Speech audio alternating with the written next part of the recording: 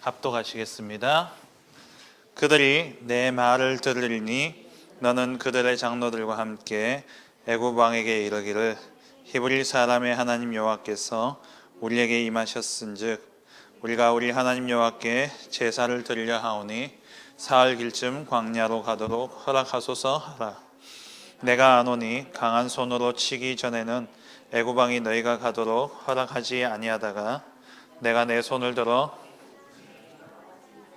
그날을 친 후에야 그가 너희에게 아멘.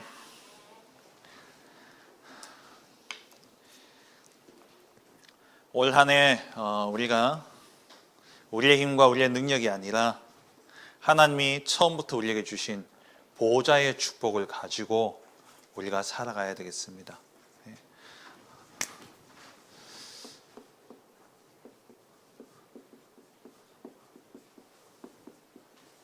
보호자의 축복이라는 것은 하나님이 우리의 배경이라는 말이에요. 하나님의 능력이 내게 임했다라는 것을 이야기합니다. 그래서 우리가 지혜가 부족하고 우리에게 능력이 부족하다 할지라도 하나님의 능력이 우리에게 임한다면 우리에게는 불가능이라는 없는 것이죠. 처음부터 하나님은 하나님의 형상대로 우리를 창조하셨죠. 그래서 인간은 하나님과 함께 있어야 돼요. 하나님과 함께 할 때에 참된 행복과 참된 축복을 누리게 됩니다. 그런데 인간이 하나님을 떠나게 되어버렸어요. 무엇 때문에요? 사단 때문에. 이 사단이 야, 너 하나님 필요 없어. 네가 하나님 될 수 있어. 너가 하나님 되면 되지. 뭐 하나님을 의지하고 살아가냐? 그 메시지를 준 거예요. 너가 이 선악과를 먹으면 눈이 밝아져서 하나님과 같이 된다. 선악을 알게 되어서 하나님처럼 된다라는 그 말을 딱 듣고 나니까 내가 하나님 될 수 있단 말이야. 그렇게 해서 그전에는 쳐다보지도 않았던 선악과가 그 말을 듣고 보니까 이게 먹음직스러운 거예요. 여러분들 아직 잘 모르죠. 목사님 나이쯤 되면은 몸에 좋다 그러면요 이렇게 먹게 돼요. 그전엔 전혀 관심이 없었는데 누가 이거 몸에 너무 좋다, 이거 건강에 너무 좋다, 그 말 딱 하는 순간 그 음식을 보는 눈이 달라지는 거야. 먹음직스럽고 건강하게 할 만큼 탐스러운 열매로 보여져요. 그래서 인간이 사단의 그 말을 듣고 선악과를 먹어버린 거예요. 그럼 열매를 먹은 게 중요한 게 아니, 열매를 먹었다는 것보다도 더 큰 죄는 뭐냐? 하나님이 먹지 말라 했는데 먹은 거예요. 그게 뭐냐? 그게 뭐예요? 죄예요. 그 죄 때문에 하나님과 우리 사이에 갈 수 있는 길이 끊어져 버렸어요. 그러니까 하나님과 나와의 관계가 끊어졌다. 이걸 단절이라고 이야기해요. 하나님과 나와의 관계가 끊어져 버렸어요. 그걸 단절이라 이야기하죠. 그래서 우리 인간은 이때부터 어떻게 되어지냐? 내가 주인 되어 살아야 되니까 우리는 한계를 가지고 살아갈 수밖에 없어요. 나는 지혜도 모자라고. 자, 여기서 IQ 150 넘으시는 분, 140, 130, 하은이, 예, 천재예요. 130 넘으면 천재예요. 80, 아니 80이요. 넘는 사람 말고. 목사님 아는 어떤 선교사님이요, 학교에서 그 IQ 검사를 했는데 자기하고 맨날 붙어 다니는 친구가 89래요. 나왔다고 막 89라고 그러더라고요. 그래서 막 아이 자식 89밖에 안 된다고 이랬는데 나중에 자기 나왔는데 자기 88이었어. 근데 일본어하고 일본에서 선교사님 하고 있어요. 누군지 알겠다. 모든 사람은요, 이 지식의 한계를 못 뛰어넘어요. 그런데 이걸 넘어서는 방법이 있다니까요. 우리는 생명도 한계가 있잖아요. 여러분, 얼마까지 살 것 같아요? 오늘 목사님 뉴스 보니까 인간의 평균 수명이 130까지 간다라는 기사가 나왔어요. 목사님 그거 딱 보고 드는 생각이, 이야, 이거 130의 절반이면 얼마예요? 65? 65세 은퇴하거든요. 그럼 나머지 65년 동안 뭐 해야 돼? 뭐 먹고 살아야 돼요? 목사님 그 생각이 딱 들더라고. 뭐 어쨌든 130년 길게 산다 하지만 머두셀라에 비하면 세 발의 피도 안 되죠. 머두셀라 몇 년 살았죠? 969세. 어쨌든 많이 오래 살더라도 죽어요. 생명의 한계, 지혜의 한계, 힘의 한계, 이 한계 속에서 살아갈 수밖에 없어. 그러니까 내가 못하는, 내가 넘어설 수 없는 문제를 딱 당하게 되어지면 그때부터 사람들이요, 그 한계를 알기 때문에 사람들이 두려움에 잡히는 거예요. 그 한계를 알기 때문에 사람들이요, 염려하며 살아가는 거예요. 내가 할 수 없으니까. 그러니까 마음에 이런 두려움과 염려가 불안함으로 딱 오게 되어지니까 정신 문제 올 수밖에 없죠. 육신적인 문제도요, 올 수밖에 없는 거예요. 그럼 여기서 어떻게 자유롭게 넘어설 수 있어요? 우리의 힘으로는 안 된다니까요. 우리의 힘으로 해결할 수가 없어요. 그래서 하나님이 그리스도를 보내주신 거예요. 예수 그리스도의 십자가 사건으로 인해서 우리의 참 왕이 되셔서 사단의 권세를 이기시고, 참 제사장이 되셔서 우리의 죄 문제 해결하시고, 참 선지자가 되셔서 하나님을 만나는 길을 열어주셨어요. 그래서 이 예수님이 뭐가 되셨어요? 그래서 그리스도가 되신 거예요. 예수님이 그리스도가 되신 이 사실을 내가 알고 믿으면 뭐가 되죠? 우리의 신분이 하나님의 자녀가 되는 거예요. 하나님의 자녀가.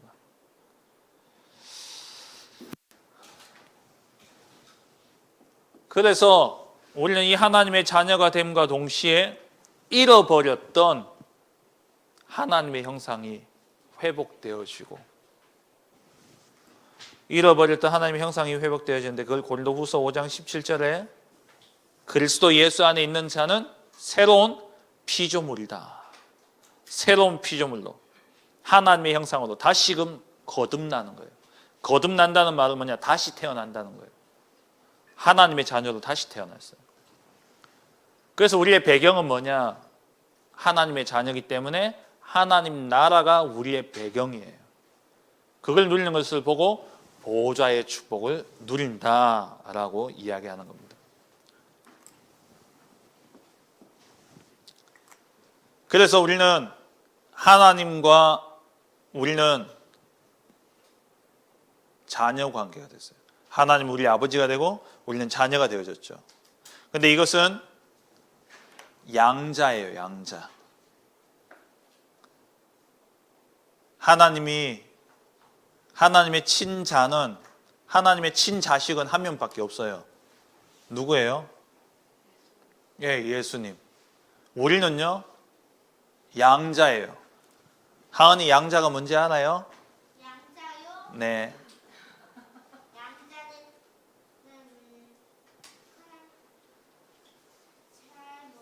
양자는 잘 몰라요. 양자는 내가 낳은 아이가 아닌데 고아원이나 다른 사람의 아이를 내 아이로 이렇게 데려오는 것. 그래서 이거는 법적인 자녀예요. 법적인. 다시 말하면 약속으로 맺어진 자녀예요. 그러니까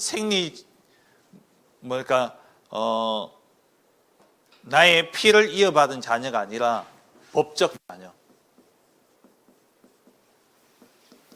하나님과 우리의 관계는 뭐냐? 법적인 관계예요. 계약을 맺었단 말이에요. 그래서 우리는 무슨 백성? 언약의 백성인 거예요. 계약이, 이 약속이 깨어지지 않는 한 하나님의 자녀와라는 관계는 변함이 있을까요? 없을까요? 없어요. 그럼 하나님의 언약은 영원하거든요. 그런데 이 언약은 누가 깨냐 보통? 하나님이 깰까요? 우리가 깰까요? 우리가 깨죠. 그래서 우리는요, 정확한 언약만 붙잡고 있으면 돼요. 정확한 하나님의 언약만 붙잡고 있으면 그 언약은 누가 이루신다? 하나님이 이루시는 거예요. 우리가 정확한 언약만 붙잡고 있으면 이미 응답은 오고 있습니다.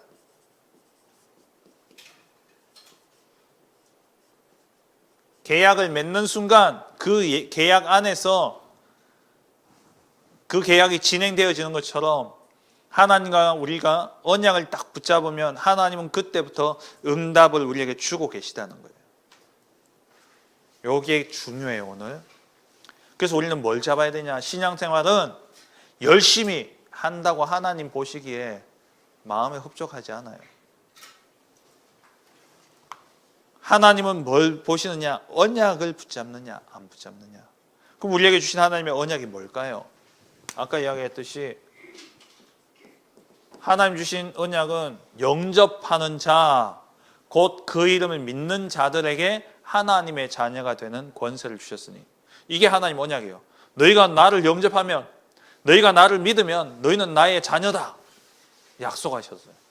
그리고 또 많은 약속이 있지만 그 가운데 또 하나의 약속이 뭐냐? 마태복음 28장 18절에서 20절에 하늘과 땅의 모든 권세를 내가 가지고 있는데 내가 너희와 세상 끝날까지 항상 함께 하겠다 약속하셨어요.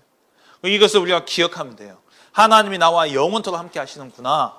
이 사실을 기억하고 믿으면 하나님이 그렇게 하시는 거예요. 모든 민족으로 제자 삼게 하시는 거예요. 그리고 또 하나 주신 약속이 뭐냐? 우리는 힘이 없기 때문에, 우리는 연약하기 때문에 성령이 임하시면 하나님의 능력이 우리에게 임하고, 그래서 예루살렘의 한계를 뛰어넘고 유대라는 한계를 뛰어넘고 사마리아라는 한계를 뛰어넘어서 내 능력은 예루살렘도 안 되지만, 내 능력은 예루살렘도 복음화 못하는 그런 힘이 없지만 성령이 우리에게 임하시면 권능을 주셔서 땅 끝까지 증인되게 하겠다 약속하셨어요. 이 언약만 우리가 붙잡고 있으면 하나님이 원하시는 237 세계 복음화는 하나님이 이루어 가시는 거예요.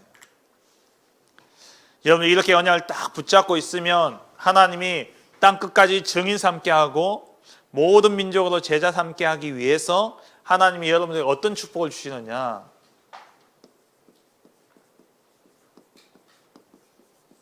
영적 서밋으로 세우는 거예요. 영적 서밋으로. 영적 서밋은 나이 상관없어요. 경험도 상관없어요. 세상은 많은 지식을 가져야 되고 많은 경험을 해야 되고 그래야지 서밋이 될 수 있는데, 영적 서밋은 경험이나 나이가 상관없어요. 요셉이 노예였지만 보디발 집에서 보디발이 요셉의 말을 들을 수밖에 없었어요. 요셉이 감옥에 가는 죄수였는데 간수가 요셉의 말을 들을 수밖에 없어요. 왜? 답을 이야기하니까. 자기들이 모르는 답을 가지고 있으니까 귀를 기울일 수밖에 없죠.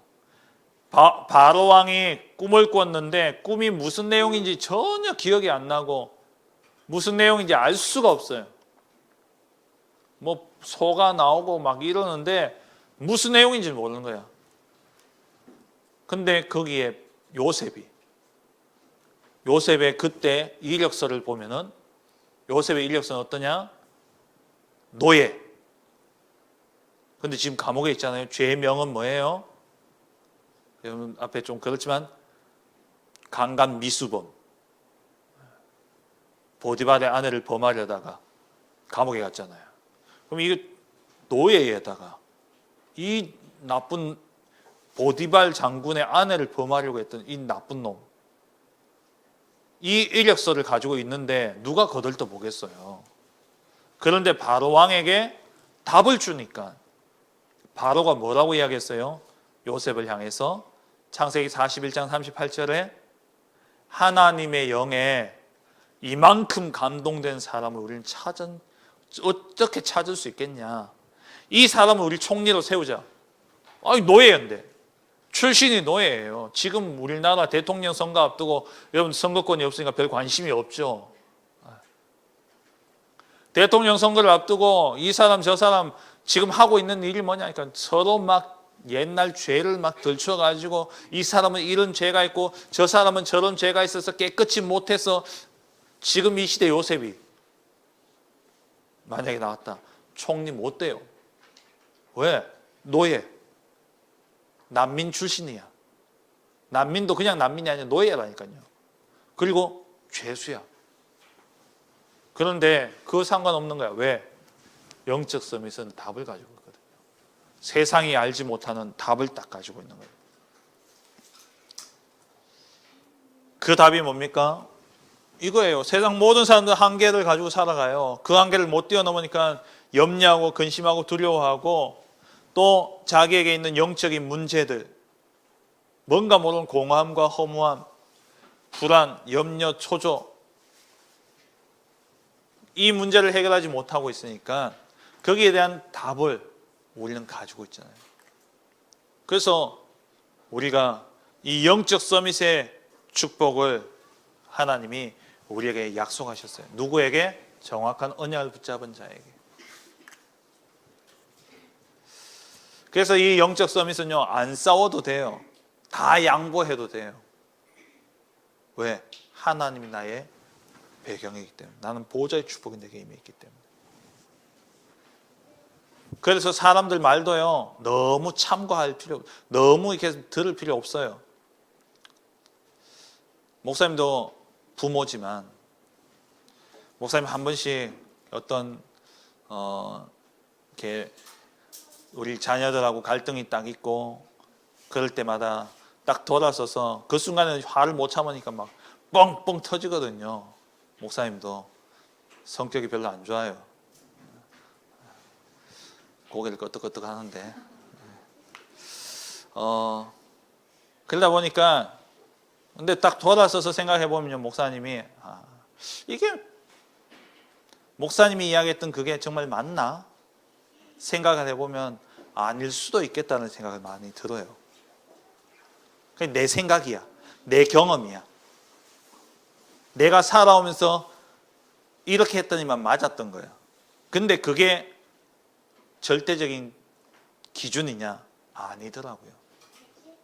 그래서 우리 랩런트들은 부모님 말 무시하라는 이야기가 아니라 그 말들을요 그냥 수용하세요. 수용은 뭡니까? 그냥 받아들이는 거예요. 그냥 고개 끄덕이면 돼요. 그리고 그 말에 참고하고 뛰어넘으세요. 무시하면 안 되고 앞에 또 도구 붙여가지고 그렇게 무시하면 안 되고요.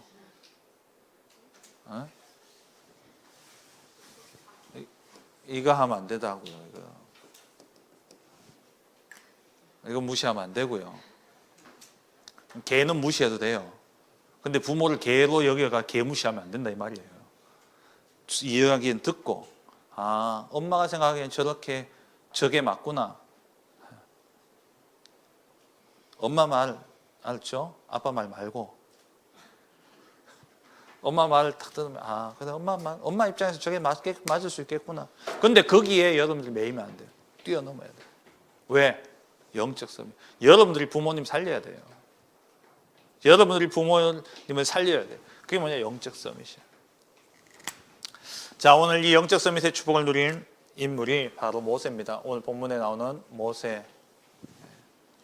오늘 제목이 렘넌트가 보아야 할 24인데요. 이 모세는 바로 왕에게 답을 주고 애굽에도 답을 줬고요. 그리고 이스라엘 민족들에게도 답을 준 서밋이었습니다. 그럼 이 모세가 어떻게 이 영적 서밋의 축복을 누릴 수 있었냐? 간단하게 우리가 살펴볼게요. 첫째, 모세의 인생은 120년을 살았어요. 모세는 참 희한하죠. 40, 40, 40이 딱 나눠져요. 모세 인생이. 모세의 첫 40년은 어디에 살았어요? 애굽 왕궁에서 40년 왕자로 살았죠. 그리고 40년 어디요? 미디안 광야 40년. 그리고 마지막 40년은요? 출애굽하고 이스라엘 민족들을 40년 동안 이끌었죠. 모세는 영적 서밋의 축복을 누렸는데 이 영적 서밋의 응답이 반드시 올 것이기 때문에 모세가 하나님이 모세를 어떻게 영적 서밋으로 만들어 가셨느냐 이걸 보면서 우리도 이 길을 가는 거예요. 모세가 애굽에서 왕궁에서 40년 동안 뭘 배웠냐? 뭘 배웠겠어요? 하나님 배웠겠어요? 하나님 없는 세상 학문 배웠겠어요? 네, 세상 학문, 세상 문화. 여러분 지금 공부하는 게 필요 없진 않아요. 왜? 세상 살려야 되기 때문에. 세상을 살려야 되기 때문에 여러분 왕궁에서 40년 동안 모세가 애굽에서 최고의 학문을 배웠어요. 왜냐? 모세를 하나님 어떻게 쓰시려니까 애굽을 이겨야 되고 애굽에서 이스라엘 민족을 건져내야 되기 때문에 하나님이 모세에게 40년 동안 애굽의 학문들을 배우게 하신 거예요. 그래서 여러분들도 공부해야 돼요. 왜? 세상을 살려야 되기 때문에. 세상을 살려야 돼요. 세상 공부를 하면서 이거구나. 야, 이게 맞구나. 이걸 깨닫는 게 아니라 답이 없는 것을 알아야 돼요. 세상 공부하면서 정말 세상은 답이 없구나. 하나님을 모르는, 하나님이 없다라는 전제하에서 만들어진 학문이들이다 보니까 많이 배우고 많이 공부했는데 영적 문제는 이기지 못해요. 해결하지 못하는 거예요. 그 다음에 모세가 40년 애굽 사람을 쳐죽이고 도망간 곳이 어디였어요? 미디안. 여기서 이제 결혼하고 양을 치죠. 그냥 목자 생활합니다. 양을 쳤어요.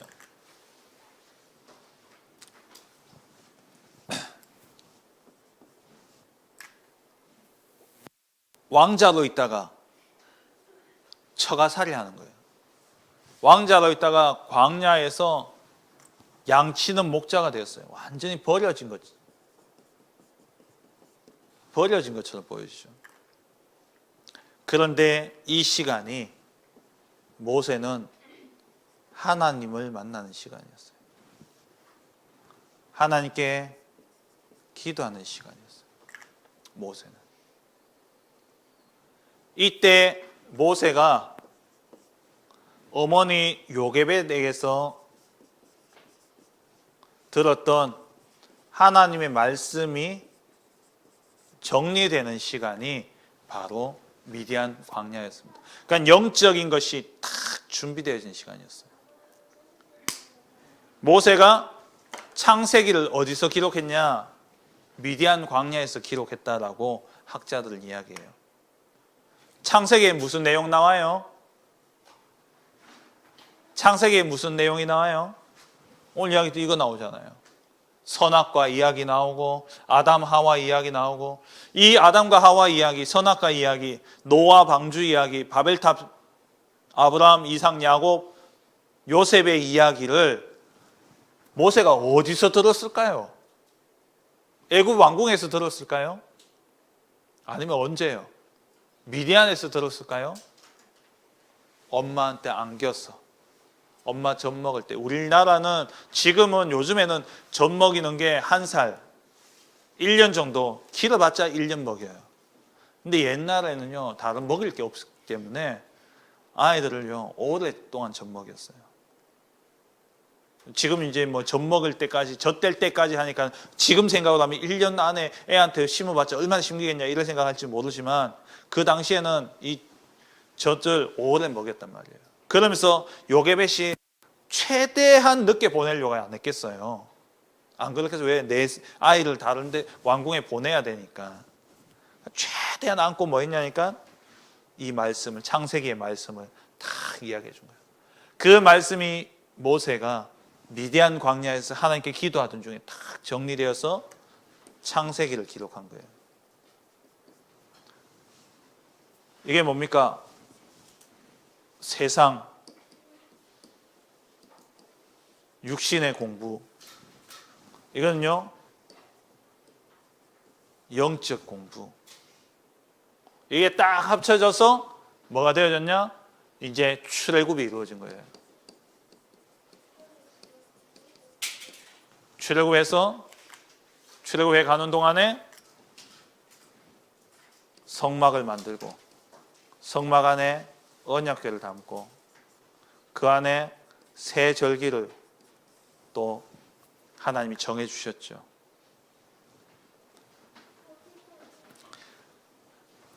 모세가 이 광야 40년 동안에 하나님 주신 이것을 가지고 뭐 했냐니까 사명 감당한 거예요. 사명 감당. 영적 서밋으로. 그러면 자, 말씀을 마무리할게요. 이것은 모세가 인생이, 그건 우리도 지금은 세상 공부하고 나중에 영적인 거 준비하고 이 말이 아니에요. 이건 동시에 같이 이루어져야 돼요. 지금 이 시간표에. 여러분 학교 공부와 함께 영적인 부분들도. 그래서 영적 서밋, 기능 서밋, 문화 서밋의 축복을 누려야 되는 거예요. 영적 서밋 속에서 주어지는 보호자의 축복으로 내 한계를 뛰어넘는 하나님의 지혜를 가지고 세상에서도 전문성을 갖추는 거예요. 그래서 우리는 십자가가 있잖아요. 십자가가 뭐냐? 옆으로 끊는 건 사람과 사람, 세상, 하나님과 인간 사이를 잇는 이 영적인 것. 다시 말해서 영적인 것과 육신적인 이 전문성들이 같이 이루어지게 될 때에 이걸 보고 이것을 가지고 사명을 이루는 거예요. 그래서 오늘 여러분들이 여러분들이 보아야 될 24가 뭐냐? 하나님이 우리에게 주신 이 보호자의 축복과 함께 그 속에서 주시는 지혜와 그 속에서 주시는 하나님의 능력을 가지고 세상 공부도 해야 돼요. 왜? 애굽에서 이스라엘 민족을 건져내야 되기 때문에 하나님이 모세를 애굽 왕궁에 보낸 거예요. 애굽을 알아야 되니까. 바로 왕을 알아야 되고 바로 그 왕의 왕궁을 알아야 되기 때문에 하나님 모세를 그곳에 보내셔서 공부하게 하셨고 그것으로는 세상을 이길 수가 없어요. 그것으로는 애굽을 이길 수가 없어요. 그래서 하나님이 모세를 미디안 광야에서는 뭐 했냐? 영적인 훈련을 시킨 거예요. 하나님의 말씀이 정리되어지고 하나님께 기도하고 그 힘을 가지고 이제 뭐냐? 시간표가 되었을 때 하나님이 모세에게 내가 너와 함께 할 테니까 바로에게 가서 내 백성을 건져낼 저 광야에 이끌어 가서 희생제사를 드리도록 해라 라고 말씀하셨죠. 그래서 이루어진 게 출애굽이었어요. 여러분들은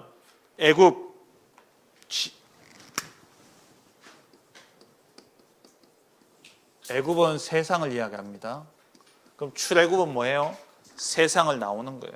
세상을 정복하고 세상을 이기는 것을 의미해요. 이 출애굽을 해야 될, 세상을 살려야 될 우리 렘넌트들은 두 가지가 다 준비되어야 됩니다. 첫째, 세상 학문도 준비돼야 돼요. 근데 그것을 세상 사람들이 하는 것처럼 막 시간을 들이고, 물론 시간을 들여야 되죠. 애쓰고 몸부림치면서 공부하는 게 아니라 하나님이 주신 지혜로 해야 되는 거예요. 보좌의 축복으로. 그래서 영적인 것과 함께 육신적인 것이 딱 준비되어지게 될 때에 그게 합쳐져서 영적 서밋, 기능 서밋, 문화 서밋의 축복을 누리고, 그것을 통해서 우리가 뭐하냐? 세상을 살리는 겁니다. 우리 렘넌트들 꼭 이번 올 한 해를 시작하면서 이 보좌의 축복 속에 하나님 주신 지혜와 하나님 주신 능력을 가지고 한계를 뛰어넘어 세상 살릴 그러한 영적 서밋으로 세워지는 우리 모든 렘넌트들 되시기를 주의 이름으로 축원합니다. 기도하겠습니다. 하나님 감사합니다.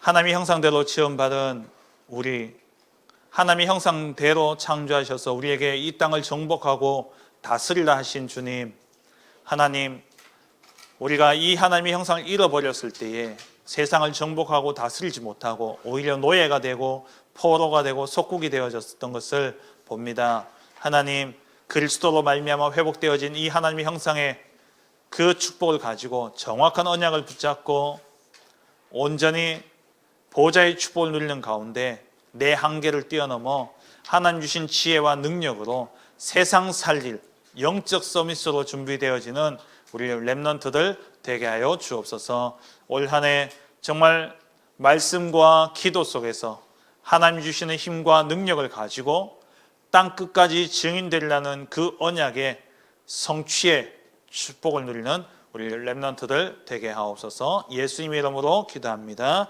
아멘. 비전 찬양 드리면서 준비.